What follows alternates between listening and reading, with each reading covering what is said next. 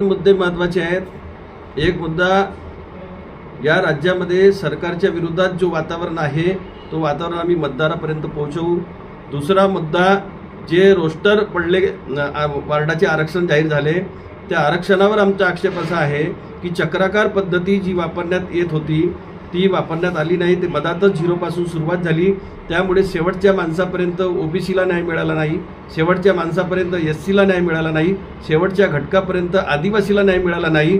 ज्या ठिकाणी आदिवासी एससी ओबीसीची संख्या ऑलरेडी जास्त आहे तेच मतदारसंघ, तेच प्रभाग रिझर्वेशनसाठी राखीव झाले आहेत, ज्या ठिकाणी ते ऑलरेडी ओपनमध्ये निवडून येऊ शकत होते, त्यामुळे हा मागासवर्गीयांवर अन्याय आहे। हा सुद्धा मुद्दा आम्ही जनतेपर्यंत पोहोचवू। राज्यामध्ये जी स्थिती निर्माण झालेली आहे की मराठ्यांना आरक्षण देताना 2 सप्टेंबरला या राज्याचे मुख्यमंत्र्यांनी जो GR काढला मंत्री गटाची बैठक घेऊन की मराठ्यांना आम्ही ओबीसीच्या आरक्षणातून त्यांचे जातीचे दाखले देऊ, आणि त्या निर्णयाच्या विरोधामध्ये संपूर्ण महाराष्ट्रामध्ये ओबीसीमध्ये जो रोष तयार झालेला आहे, आमच्या मराठ्यांना कुठल्याच प्रकारचा विरोध नाहीच, त्यांचं आरक्षण द्यायचं आहे तर त्यांना तुम्ही वेगळं आरक्षण द्या, पण ओबीसीतून आरक्षण देण्याचा जो सरकारने निर्णय घेतला त्या निर्णयाच्या विरोधामध्ये ओबीसीच्या सर्व संघटना आणि ओबीसी बांधव ज्या पद्धतीने नागपूरच्या म्हणजे 0 माईलवर मोर्चा घेऊन गेले, त्या मोर्चामध्ये सत्ता पक्षातले कोणतेही नेते त्या ठिकाणी उपस्थित नव्हते। सत्ता पक्षातल्या ओबीसी नेत्यांना माझी एवढी विनंती आहे की त्यांनी ज्या पद्धतीनं 2 सप्टेंबरच्या मुख्यमंत्र्यांनी काढलेल्या GRचं समर्थन केला, त्यांना या ठिकाणी नक्की ओबीसी लोक जागा दाखवल्याशिवाय राहणार नाही, आणि तो विषय घेऊन आम्ही ओबीसी पर्यंत जाऊ। जसा भंडारा जिल्ह्यामध्ये तुमसर नगर परिषद ही ओबीसी करता राखीव आहे, पण तुमसरमध्ये महायुतीचे जे नेते आहेत त्यांनी 2 सप्टेंबरच्या GRचा विरोध केलेला कुठेही मला दिसला नाही, उलट देवेंद्र फडणवीसच्या समर्थनच केल्याचा त्यांचे वक्तव्य आणि पोस्ट पाहिलेले आहेत।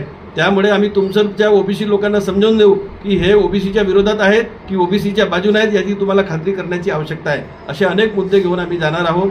ही जरी पैशाची किंवा आर्थिक प्रॉब्लेम देऊन या पक्षातून त्या पक्षात लोकांना आणलं जात आहे, पण आम्ही विचाराच्या मुद्द्यावर, विकासाच्या मुद्द्यावर, सरकारच्या नाकर्तेपणावर आम्ही जनतेपर्यंत पोहोचवू आणि ही निवडणूक लढवू। म्हणणं आहे, काल मला सीता सामगीवरनं फोन आता की काही राजकीय पक्षाचे लोक असे म्हणत आहेत की तुम्हाला ॲफिडेविट करावं लागेल नोटरीकडून, त्यासाठी तुमच्याकडचे फॉर्म आमच्याकडे द्या, सगळे डॉक्युमेंट द्या। या संदर्भामध्ये मी खात्री करायसाठी स्वतः तुमसर तहसीलदाराची भेट घेतली आणि तहसीलदाराला विचारल्यानंतर त्यांनी सांगितलं असं कुठल्याही गाईडलाईन नाही आहे, जे फॉर्म आम्ही देतो त्या फॉर्मसोबत लागणारे आवश्यक डॉक्युमेंट त्यांनी सोबत जोडायचे आणि तो फॉर्म तहसील कार्यालयामध्ये त्या म्हणजे मतदारांनी दाखल करायचा आहे, कोणाच्या हातात देण्याची गरज नाही। जर अशा प्रकारचे दिशाभूल करणारे वक्तव्य करून कोणाकडून फॉर्म जमा केले जात असतील तर माझी आपल्या माध्यमातून पदवीधरांना विनंती आहे की ही नोंदणी करताना तुम्ही स्वतः सक्षम राहा, तहसीलदाराकडून फॉर्म घ्या, CO कडून फॉर्म घ्या आणि सोबत लागणारे कागदपत्र जोडून त्यांच्याकडे तुम्ही स्वतः सबमिट करा। जर यांच्याकडे तुम्ही जमा केले तर ते फॉर्म कोणी अधिकारी स्वीकारणार नाही आणि हे फॉर्म तुमचे जसे तसे राहतील, तुमची नोंदणी होऊ शकणार नाही।